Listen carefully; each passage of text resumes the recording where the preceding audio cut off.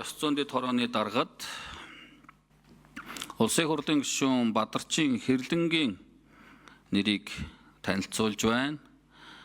За, Улсын хурлын гишүүн Бадарчин Хэрлэн Аранхай аймгийн Цэцэрлэг хотын 10 жилийн 1-р дунд сургуулийг төгсөж 99 онд Орос улбаны улсын Иркутск хотын улсын багшийн дээд сургууль сурган сэтгэл судлалын багшийн мэргэжил эзэмсэн, 97 онд удирдлагын академид бизнесийн удирдлагын менежер магистр, 2003 онд холбооны бүгд найрамдах Герман улсын Потсдамын их сургууль төрийн удирдлагын магистр, 2013 онд холбооны бүгд найрамдах Герман улсын Потсдамын их сургууль улс төрийн шинжилгээ ухааны доктор, энэ зэргийг тус тус хамгаалсан.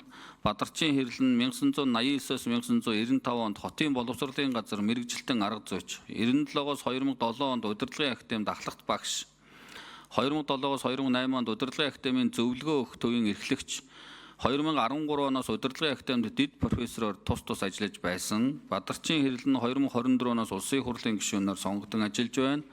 2016 онд Алтан гадсодон, 2021 онд хөдөлмөрийн гавьны улаандын одоогоор шагнагдсан.